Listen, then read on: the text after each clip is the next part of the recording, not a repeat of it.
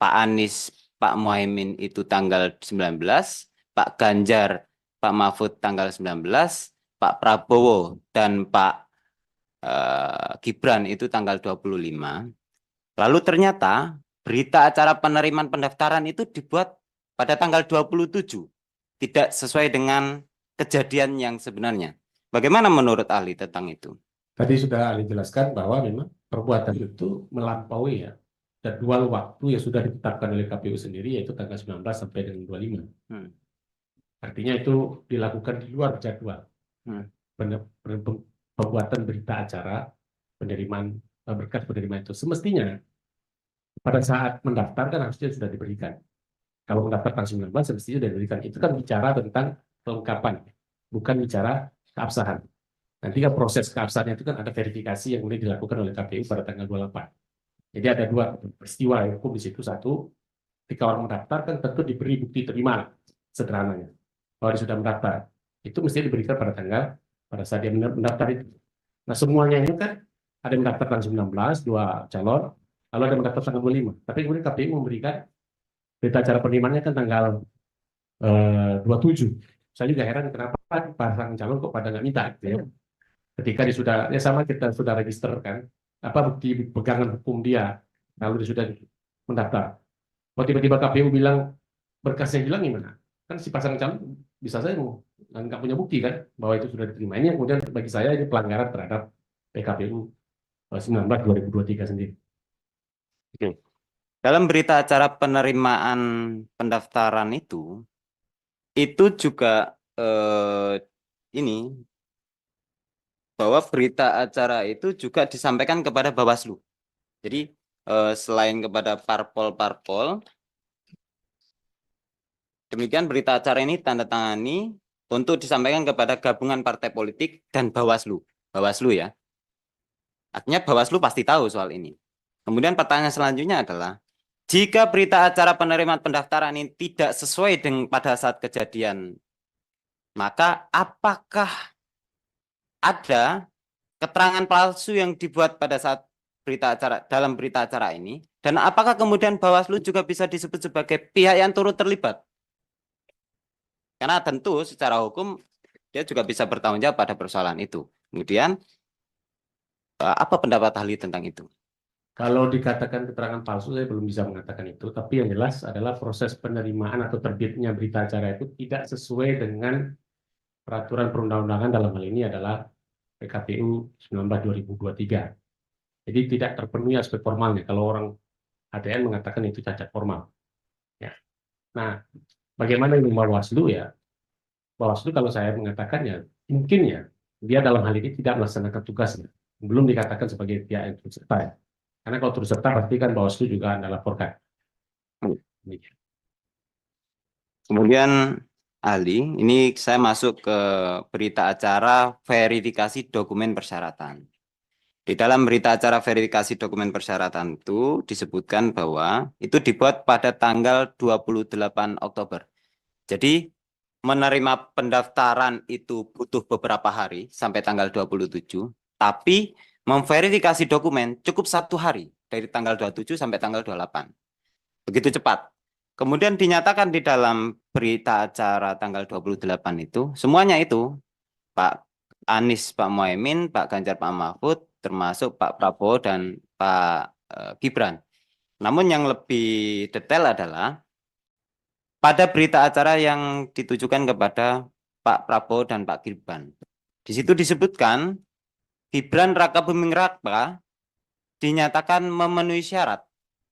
Dan kemudian di dalam kolom verifikasi ada klausul putusan MK dimasukkan di dalam berita acara verifikasi dokumen tanggal 28 Oktober. Padahal kita tahu PKPU perubahan nomor 23 itu baru dibuat tanggal 3 November. Belum ada PKPU yang baru nih. Tapi klausul putusan MK itu sudah dimasukkan di dalam kolom verifikasi sehingga menyatakan Gibran memenuhi syarat. Menurut Ali, bagaimana tentang hal itu? Nah, inilah yang kemudian ingin saya katakan bahwa aspek konstitusionalitas itu butuh tindakan administratif untuk bisa dia dieksekusi atau dilaksanakan. Dalam hal ini ada aspek executable-nya itu. Nah, aspek administratif yang dipenuhi itu adalah bahwa secara konstitusional tafsir pasal 169 ayat 1 huruf Q itu sudah berubah. Artinya kemudian itu selesai perdebatan konstitusionalnya. Terlepas bahwa putusan itu dilahirkan atas pelanggaran etik. Tapi kemudian bagaimana dia secara administratif ditindaklanjuti? Ya ini kemudian kalau tidak ditindaklanjuti justru menjadi tidak bisa dilaksanakan. Bagaimana bentuk pelaksanaannya? Ya, salah satunya itu adalah merevisi PKPU 19 2023. Kenapa? Karena dalam peraturan PKPU 19 2023 itu ada form-form, ada format-format administratif ya yang kemudian dilampirkan di dalam PKPU itu sebagai alat verifikasi ketika KPU untuk melakukan verifikasi itu. Misalnya, apa dasar munculnya klausul yang tadi di dalam tabulasi yang pengadu sampaikan, ya? Apa dasar tabel itu? Setahu saya kan ada misalnya ada sekian tabel ya. Misalnya dia warga negara Indonesia dibuktikan dengan KTP. Dia pernah menjadi kepala daerah, dibuktikan dengan surat izin. Nah, form itu kan sebenarnya itu ada di lampiran itu. Nah, itu kan dirubah dulu PKPU-nya. Tapi tiba-tiba kemudian kok muncul saja di dalam form yang kemudian disediakan. Nah, ini yang kemudian saya anggap bahwa keberadaan form yang kemudian mencantumkan ya salah satu alat verifikasinya itu pasal 13 tadi itu bagi saya itu tidak sesuai dengan putusan MK. Kenapa? Karena memang kemudian PKPU-nya masih belum diubah. Jadi PKPU yang dipakai itu ya PKPU yang belum sesuai dengan putusan Mahkamah Konstitusi. Artinya dia bertentangan. Itu yang kemudian sebenarnya kalau kita mau simulasikan ya harusnya itu diubah dulu, dibikin formnya, dicantumkan syarat-syaratnya apa, sehingga alat verifikasinya jelas. Jadi tidak cukup dengan keputusan saja dan yang lain-lain. Gitu. Oke. Kemudian masuk ke PKPU nomor 23 tahun 2023 yang dibuat tanggal 3 November. Ya, diundangkan tanggal 3 November 2023. Menurut ahli, apakah secara etik dan secara hukum PKPU 23 dan 2020 PKPU 23 tahun 2023 itu dapat diberlakukan terhadap proses pendaftaran tanggal 19 dan tanggal 25 serta berita acara penerimaan pendaftaran tanggal 27 serta berita acara verifikasi dokumen pada tanggal 28. Bagaimana menurut ahli? Tidak bisa. Karena jelas ya pada saat sebelum keluar PKPU 23 2023 yang berlaku PKPU 19 2023 itu sah. Sah. Buktinya juga PKPU menyatakan kan bahwa PKPU 23 itu adalah perubahan atas PKPU 2023 dan saya pikir semua orang ahli hukum tata negara pasti akan mengatakan seperti itu. Dia sah. Dan dia tidak dinyatakan berlaku surut kecuali ada di ketentuan peralihan bahwa PKPU ini kemudian diberlakukan atas pendaftaran yang sudah terjadi. Nah, perdebatannya lain lagi. Ya, karena kan keberlakuan peraturan undang-undang itu dimungkinkan dia berlaku pada saat diundangkan atau ditunda, dia di-delay, misalnya 2 tahun atau 3 tahun seperti misalnya undang-undang KUHP kita ya, yang kemudian ditunda pemberlakuannya atau bahkan diberlakukan ke belakang, berlaku retroaktif ya, berlaku surut. Tapi syaratnya ketat begitu ya. Nah, dalam konteks PKPU 1923 tidak memberlakukan sama sekali. Jadi hanya berlaku terhadap perbuatan-perbuatan hukum setelahnya. Sementara peristiwa verifikasi, penerimaan, pendaftaran itu terjadi pada saat PKPU 19 2023. Disinilah ya, kesalahan dan pelanggaran yang dilakukan oleh penyelenggara pemilu karena tidak melaksanakan perubahan itu. Semestinya diubah dulu. Begitu. Oke. Saya ingin jawaban konkret dari ahli. Ini berkaitan dengan pasal 11 Peraturan DKPP nomor 2 tahun 2017 ya. Saya akan singkat pertanyaannya. Menurut ahli ini, apakah komisioner KPU melakukan tindakan yang secara tegas diperintahkan oleh peraturan perundang-undangan? Tidak. Oke. Apakah komisioner KPU melakukan tindakan yang sesuai yurisdiksinya? Tidak. Apakah komisioner KPU menaati prosedur yang ditetapkan dalam peraturan perundang-undangan? Tidak. Dan terakhir, apakah komisioner KPU telah menerapkan peraturan perundang-undangan secara adil dan tidak berpihak? Tidak. Kemudian ahli terakhir, ini juga sebenarnya ingin kami pertanyakan tadi kepada ahli sebelumnya, yaitu Prof. Ratno, berkaitan dengan pertanyaan yang disampaikan oleh Ketua KPU tadi, yaitu tentang adanya GR di MA terkait PKPU nomor 23 tahun 2023 yang itu ditolak, begitu ya. Saudara Ali pernah membaca itu? Belum? Saya mengikuti dia berita, tapi nggak baca persis putusan. Iya.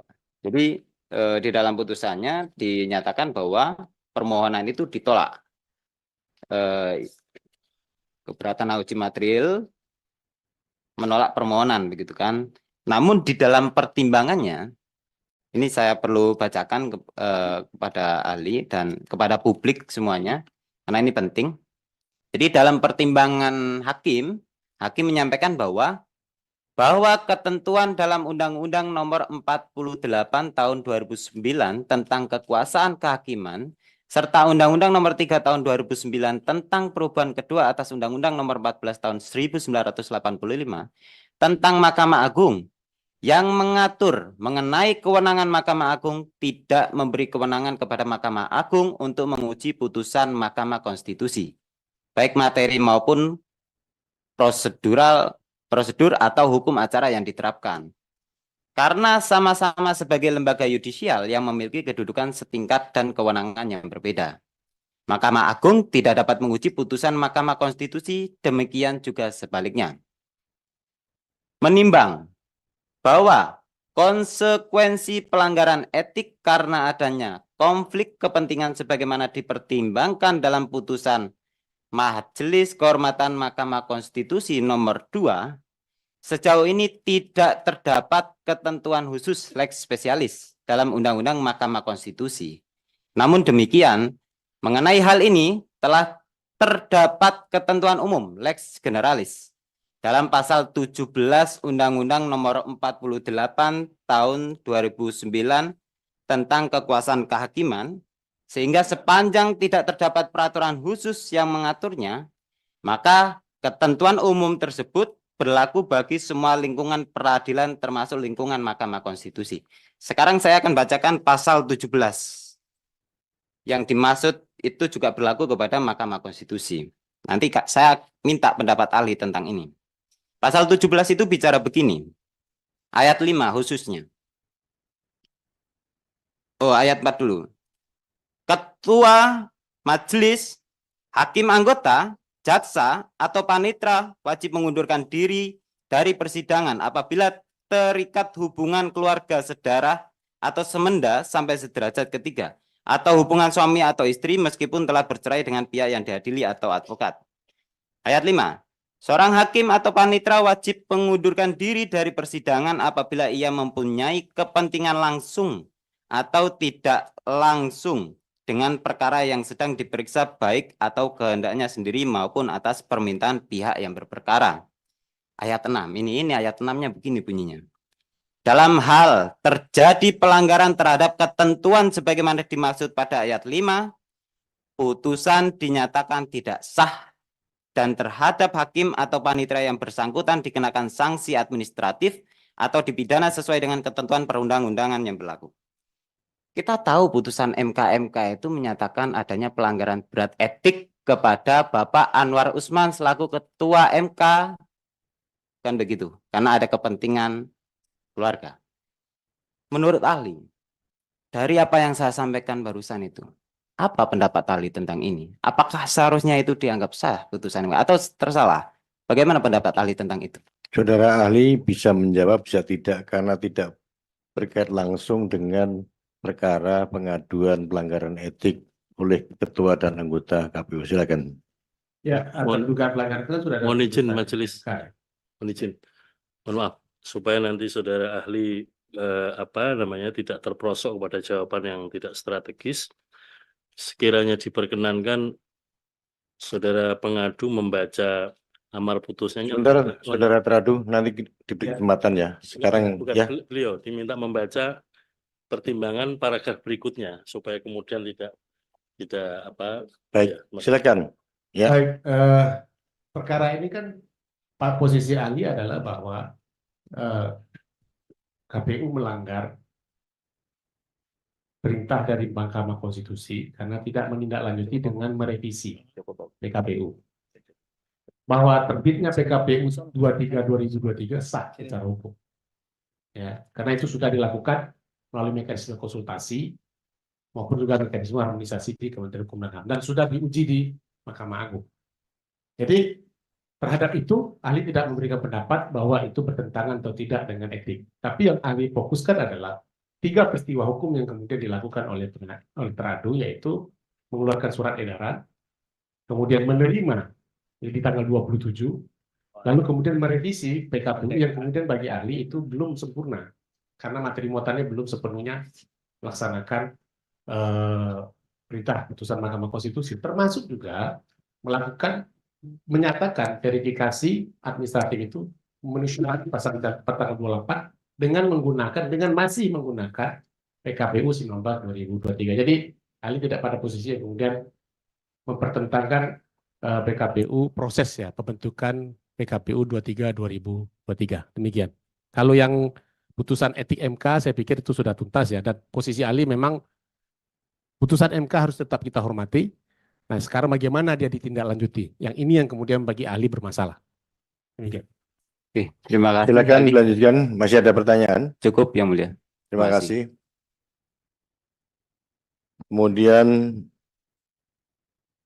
pengadu 136 tidak hadir ya?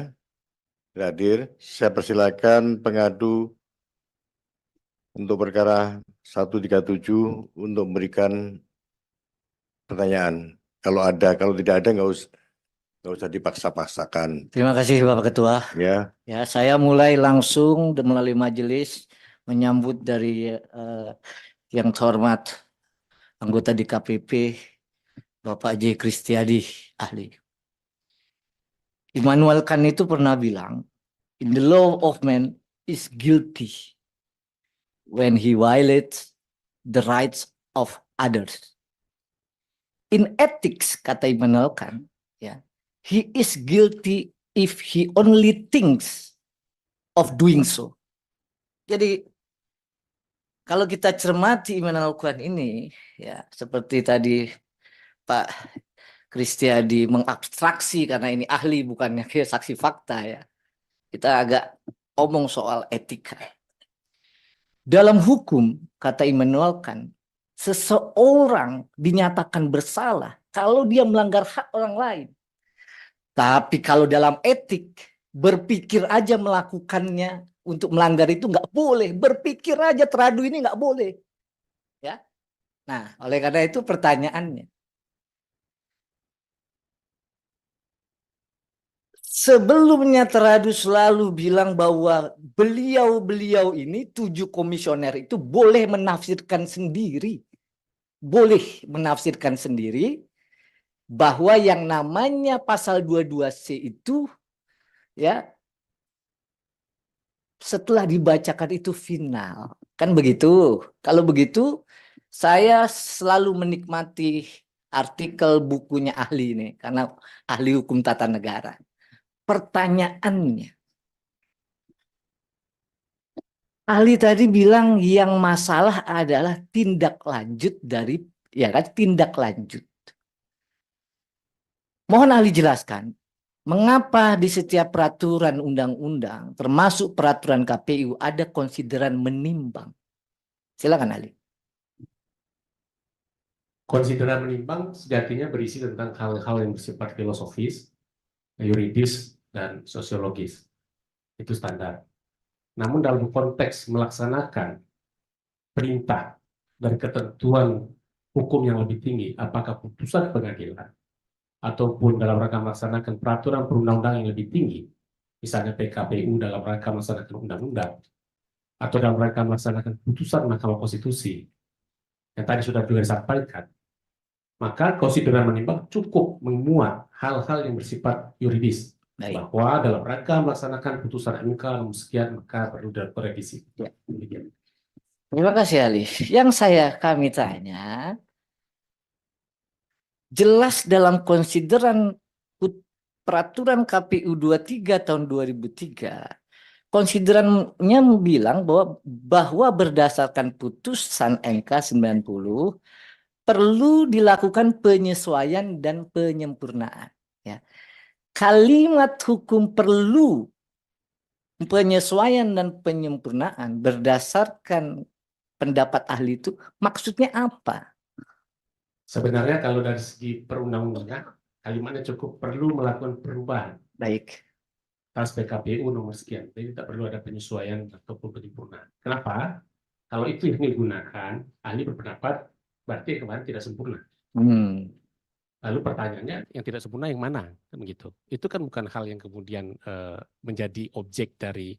Jadi objek putusan MK itu kan bukan bicara tentang sempurna tidak sempurnanya, tapi apakah dia bertentangan konstitusi atau tidak. Makanya kemudian standarnya ya dalam konteks perubahan peraturan perundang bahasa hukum yang digunakan adalah bahwa dalam rangka melaksanakan putusan MK 90/2023 maka perlu dilakukan perubahan peraturan KPU. Cukup itu. Kalau begitu saya langsung masuk di halaman 2 dari pendapat ahli. Atas dugaan pelanggaran tersebut, ahli berpendapat patut diduga bahasanya kan. Ya. Kami di sini justru malah bingung kan. Ahli ini kan harusnya dihadirkan untuk secara tegas berdasarkan keahlian ya. Maksudnya ahli ini telah terjadi pelanggaran begitu ya. Ya. Patut diduganya ya. Telah terjadi, Pak. Telah terjadi. Begitu juga di halaman berikutnya ya. Ya. Bahwa KPU itu harusnya segera melaksanakan. Begitu ya. Baik, kalau begitu kata-kata patut diduga di sini maksudnya adalah jelas tegas telah. Ya, patut diduga telah terjadi pelanggaran. Masih diduga atau telah Kenapa? Ah. Karena ahli tidak mau mengambil posisi majelis. Oh, itu yang saya mau bilang ya. Jadi Karena yang menyatakan ya. melakukan pelanggaran itu tidak majelis. Baik, kalau begitu sekarang saya tanya langsung ke soal ahli. Ahli dalam hukum tata negara. Tadi balik lagi. Apakah boleh teradu ini melakukan rapat pleno ya 1, 2, 3 ditanyain ya. Oh, kalau begitu kita bisalah menafsirkan nggak perlu peraturannya diubah dulu. Boleh begitu, Ali? Sepanjang tidak diatur boleh. Oke. Itu disebut dengan mungkin diskresi ya salah satu. Ya, oke. Tapi kalau ini kan semua diatur sebagaimana sudah disampaikan. Nah, itu yang saya mau tanyakan. Ya. Kalau menurut ahli bahwa teradu patuh dan tunduk pada peraturan, semestinya yang dilakukan adalah bukan menafsirkan kan, Tidak. tetapi menyurati DPR. Begitu ya. Ya. Karena tidak menyurati DPR, malah sibuk menafsirkan diri sendiri, itu yang ahli bilang telah bertentangan dengan kepastian hukum. Ya. Baik. Halaman 2 selesai ini ahli. Sekarang halaman 3. Mengapa dalam aturan ya, pasal 19 ayat 1 PKPU 1/2002 ini pun yang buat teradu semua ini ya, harus ada klausa KPU wajib berkonsultasi dengan Dewan Perwakilan Rakyat dan pemerintah. Mengapa ada klausa ini? Kalau ahli paham nggak? Tahu nggak? Jadi secara teori memang ada beberapa model ya. Baik. Perumusan peraturan delegasi namanya. Ada yang memang menyerahkan secara bulat saja kepada pembentuk peraturan pelaksana itu. Misalnya beberapa peraturan pemerintah itu memang kemudian boleh diperintahkan langsung ya. Ketentuan lebih lanjut undang-undang diatur dalam peraturan pemerintah. Tapi ada beberapa peraturan pemerintah yang kemudian membutuhkan konsultasi, konfirmasi dan semacam rekomendasi ataupun juga ya konsultasi lah dengan DPR. Misalnya peraturan pemerintah di bidang perpajakan ataupun beberapa peraturan pelaksanaan dari Undang-Undang Cipta Kerja, itu contoh. Nah, dalam konteks ini saya tidak mempersoalkan bahwa ada kewajiban itu yang diatur di dalam undang-undang ya. Dan itu juga PKPU itu kan merupakan wujud pelaksanaan juga dari pasal 75 ayat 4 ya, mekanisme konsultasi. Nah, kalau kita coba pahami kenapa perlu konsultasi. Salah satunya kemudian ahli meyakini bahwa untuk setidaknya dalam konteks ini ya, menyambung tadi yang disampaikan ahli sebelumnya, untuk setidaknya mengetahui sikap pemerintah dan DPR. Apakah mereka akan merevisi undang-undang ini atau tidak? Karena bisa jadi pemerintah dan DPR punya pikiran sendiri ya terhadap tindak lanjut di putusan MK. Misalnya, bukti terhadap pencalonan ya yang belum mencapai 40 tahun. Apakah memang hanya dengan izin dari presiden saja atau butuh SK misalnya? Nah itu bisa jadi pembentuk undang-undang punya sikap, oh kami revisi undang-undangnya dulu, Anda tahan. Atau untuk memastikan bahwa pelaksana dari undang-undang ini tidak membuat aturan yang bertentangan dengan ketentuan peraturan perundangan dalam hal ini undang pemilu. Makanya mekanisme konsultasi itu dimungkinkan. Namun perlu digarisbawahi ada putusan MK, saya mohon maaf ini lupa nomornya, yang kemudian mengatakan bahwa konsultasi itu tidak bersifat wajib, ya. Hasil konsultasi itu tidak bersifat mengikat bagi KPU dan Bawaslu, karena itu bersifat rekomendasi saja. Nah, kalaupun nanti itu mau dipersoalkan, ya kalau seandainya ada perbuatan, ada ketentuan-ketentuan yang kemudian menurut pembentuk undang-undang, ada PKPU bertentangan dengan undang-undang, banyak hal ya, sudah misalnya kasus koruptor, 30% perempuan, segala macam itu beberapa kali kan KPU juga ada yang kemudian melaksanakan hasil konsultasi, ada juga mengabaikan saja. Nah, saya berposisi bahwa itu tidaklah wajib. Tapi konsultasinya wajib. Melaksanakan hasil itu berdasarkan keputusan MK itu tidak wajib. Ini yang kemudian mengapa kemudian mekanisme ini sebenarnya bisa kita benarkan dalam konteks. Nah, untuk ini makanya kemudian semestinya ya tanggal 17 itu KPU segera bersurat ya. Sambil mempersiapkan, karena ini kan kedaruratannya, ada urgensi konstitusional urgensi ya, urgensi secara konstitusional bahwa proses pendaftaran sudah mau berjalan. Mestinya KPU kembali ke PKPU 1 2022, timnya menyiapkan rancangan, sembari bersurat ke DPR. Kita mau konsultasi, ini ada putusan MK yang harus kita tindak lanjuti dengan menyusun PKPU. Nah itu yang kemudian semestinya dilakukan. Tidak kemudian menyurati. Dan coba bayangkan, buying time-nya cukup lama ya, delay-nya itu cukup lama, sampai tanggal 3 November. Tapi ini mohon maaf setahu saya itu ada proses konsultasi tanggal 1 ya, karena sudah DPR sudah tidak reses, lalu ada tanggal 30 nih, mohon dikoreksi itu. Tapi yang jelas ada proses yang cukup lama. Kalau kita hitung saja, seandainya konsultasi itu dilakukan tanggal 16, tanggal 17 ke surat, bisa saja 18-19 DPR bersidang. Tapi katanya kan reses. Saya pernah menyampaikan pendapat saya di Media Indonesia waktu itu, tanya wartawan tanggal 24 Oktober, dalam pasal 254, ya, peraturan tatip DPR itu, nomor 1 tahun 2020 dimungkinkan dilakukannya sidang pada saat reses atas izin pimpinan DPR.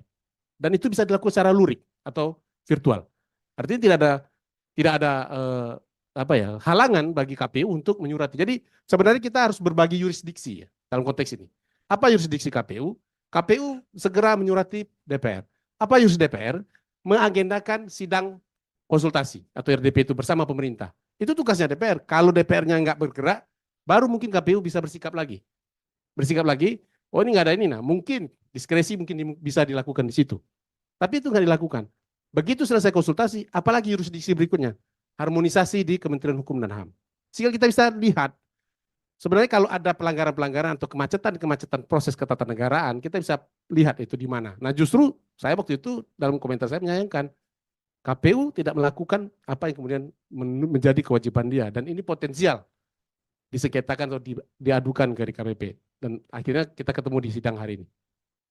Ya, tentu melalui majelis. Itulah kenapa kami mau dalami ini, ahli. Karena kami baca artikel ahli. Ya. Jadi pelan-pelan ahli ya. Jadi berdasarkan peraturan delegasi yang diatur dalam pasal 19, ya, maka teradu ini wajib ya, fakultatif ya, melakukan konsultasi. Bahwa reses pasal 254, rakyat ini penggugat ini Pak Petrus ini nggak peduli, ini nggak ngerti juga Pak Petrus ini ya, mau reses mau apa, ini aturan aja gitu loh. Nah pertanyaannya, kalau ternyata ya, proses itu dilakukan, karena Ditjen PP sidang kemarin ahli tegas bilang, Ya. memang kami menerima, tapi rancangan peraturan KPU-nya, tapi kami kembalikan. Kenapa? Karena belum sesuai dengan peraturan 19, belum ada konsultasi, kan gitu. Nah, jadi pertanyaan kami, kalau begitu, ada rentang waktu, ya. Ini karena saya selalu diingatkan sama majelis etik, ya. Patut, tidak patut, layak, tidak layak, perbuatan teradu ini, ya. Kalau sampai delay lama, lalu sibuk rapat pleno menafsirkan diri sendiri peraturan ya putusan MK. Itu bisa dinyatakan melanggar peraturan juga nggak? Tidak menjamin kepastian hukum nggak? Iya, Iya ya, baik. dan saya tambahkan izin yang mulia, Itu juga melanggar ketentuan pasal 18 ya, Undang-Undang Administrasi Pemerintahan, di mana salah satu bentuk penyalahgunaan wewenang itu adalah melaksanakan tugas ya di luar waktu yang ditentukan. Nanti silakan dibaca bersama. Ya, di situ jelas definisinya dalam Undang-Undang 30.014 tentang administrasi pemerintahan. Selesai ahli. Masuk ke halaman 4 ya.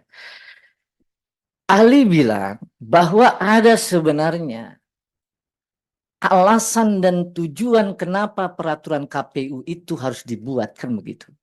Salah satu yang ahli bilang bahwa peraturan KPU nomor 23 tahun 2023 itu ternyata memang harus ditindaklanjuti putusan MK itu karena berisi lampiran, kan begitu. Nah, saya tertarik kepada ahli sampaikan di sini.